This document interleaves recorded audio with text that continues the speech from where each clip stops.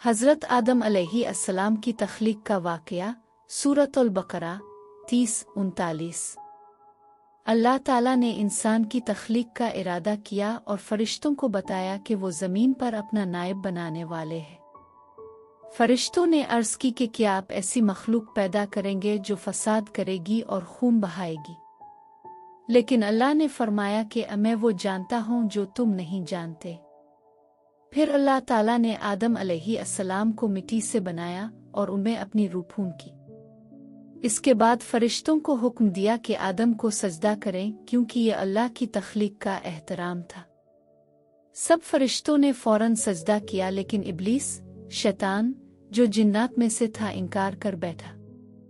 इसने तकब्बुर किया और कहा कि मैं आग से बना हूँ, आदम मिट्टी से, मैं उनसे बेहतर हूँ। इसकी ये नाफरमानी इसे अल्लाह की रहमत से महरूम कर गई और इसे जन्नत से निकाल दिया गया। अल्लाह ताला ने आदम अलैहिस्सलाम को इल्म अता किया और हर चीज़ के नाम सिखाए। फिर आदम और उनकी बीवी हव्वा को जन्नत में रहने का हुक्म दिया। जन्नत में हर चीज़ उनके लिए हलाल थी, लेकिन एक दरख्त के करीब जाने से मना किया गया। शैतान ने इन दोनों को बहका दिया और वो दरख्त का फल खा बैठे। अल्लाह ताला ने उन्हें इस नाफरमानी पर जन्नत से ज़मीन पर उतार दिया, लेकिन उनकी तौबा को कबूल कर लिया। यहाँ एक बहुत बड़ी बात हमें समझने को मिलती है कि इंसान गलती कर सकता है, लेकिन सच्चे दिल से तौबा कर ले तो अल्लाह इसे मुआफ़ कर देता है।